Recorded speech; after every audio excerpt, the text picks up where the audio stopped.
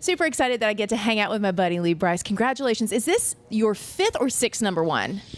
Yes. Okay. I read 5th on one press, and then I saw 6th on another press release. I'm going to go with 6. You know, we had like Love Like Crazy was number 2, but it was the song of the year. Some people think, I don't know, whatever. That totally counts. You know, top 5s and stuff. Yeah. They all feel like number 1s when I'm on stage singing them, so it's good.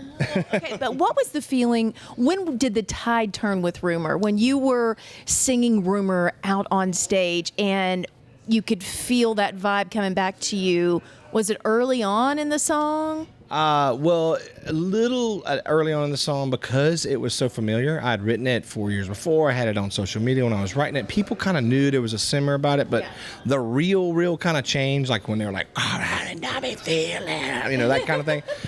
You know, when it kind of breaks that, you know, top 20, top 15 thing, it just kind of turns into an animal, you know, because it's just heard by so many ears.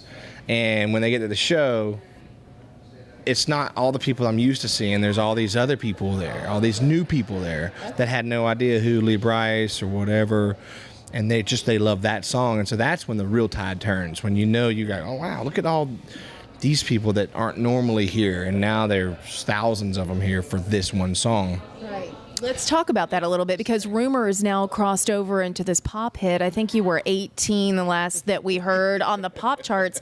Was that on purpose? How did that happen? You know, I think it's the song we talked about a little earlier. I mean, it's such a broad hit.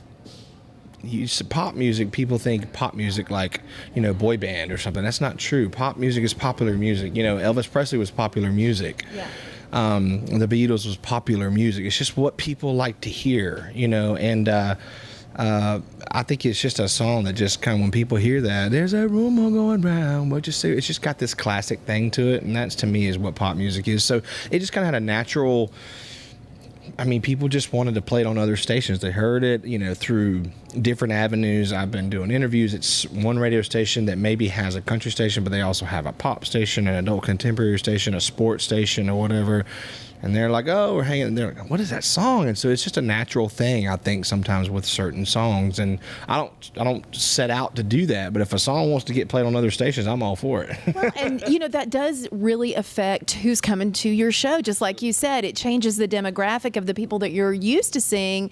All of a sudden, it's a whole different demo that's out there singing along. Absolutely. And that is a little bit of on purpose thing. You know, I try to cut songs and write songs and find songs that aren't, you know, going to be here today, gone tomorrow in the country radio world. Right.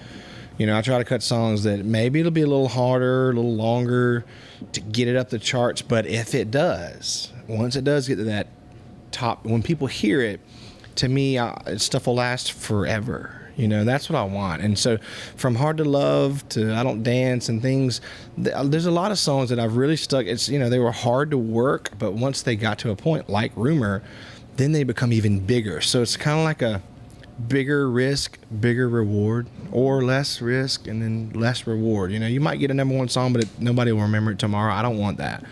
I want a number one song that people's going to remember forever.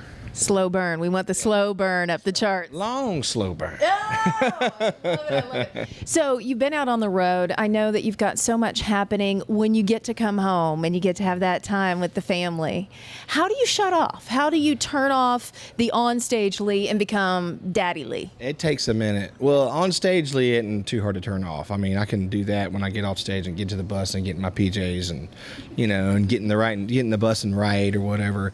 But when I get home, I mean, you know, Truly's face and the boys, you know, going to soccer games and stuff. But I think some of the brain stuff, when I'm thinking about all the other stuff, that takes a couple days to shut off. You know what I mean? And what's kind of been tough is the last 4 or 5 months, this kind of, you know, hitting it hard for the summer and all the festivals and all the shows. I've been home like 4 days, so I didn't have time to get home and shut off. I never did shut off. So it's been a tough, like, for the family, because I miss them so much and I know they need me. There's ages.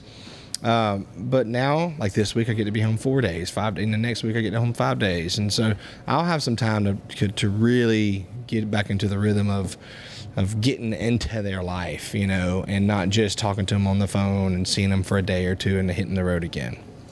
You've got a song that's involved with football. Tell us about what's going on there, because I think it's interesting every once in a while when you're flipping the channels and you hear something, you're like, wait a minute. So how did that come about?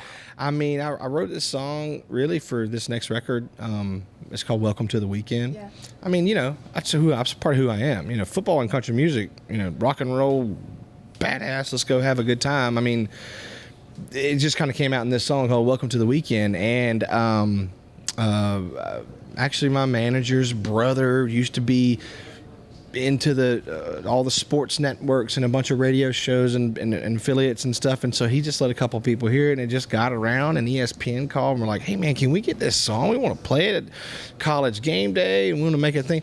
So I was like, yeah, all I have is a demo recorded on my bus, but if you give me a week or two, they're like, no, we want it now. I'm like, okay, I can spruce up the demo a little bit, and yeah.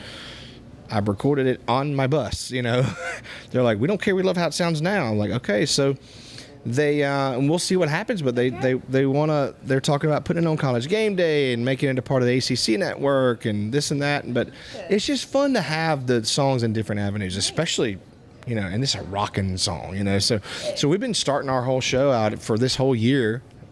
We didn't with that song, and we had no idea about ESPN or anything like that. This was months and months and months ago. Back in January, we started our whole show out with this song because it just had a thing even for the live show. Welcome to the weekend, welcome to the pod. It just brings everybody right in. So we'll see what happens. So good.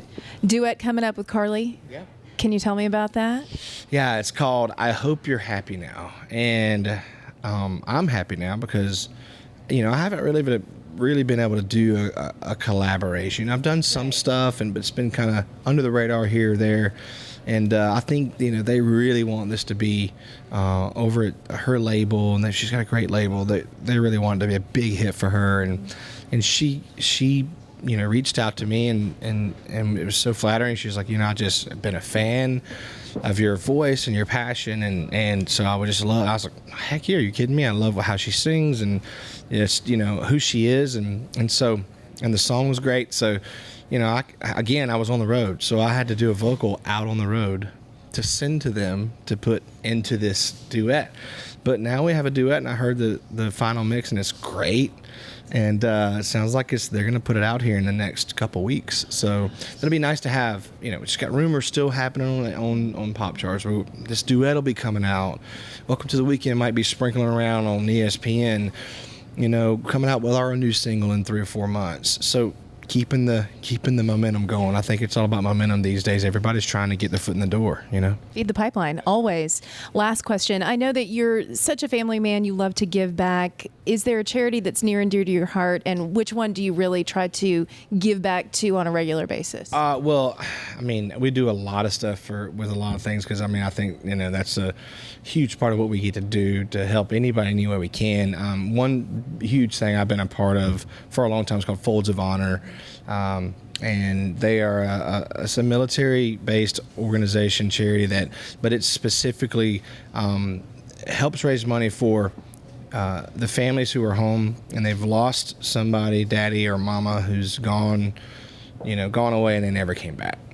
And so now you got a single parent there raising 2 or 3 kids without that support system, without that income, and so a lot of that, so they raise money to try to help those kids get to college, that kind of stuff. And so, that's near and dear to me because, I always put myself in a position and think about, okay, what if I was there? What if I disappeared one day, and wasn't here? And so I would want, they're just such a special, the people who run the organization I've known since the very beginning. They're good people, and exactly where everything's going to, and they have a good heart. So Folds of Honor is a really, really big one for me. So good. Thank you for everything. Congratulations. We're so happy for you. Good to see you, darling. Love talking to you. Lee Brice.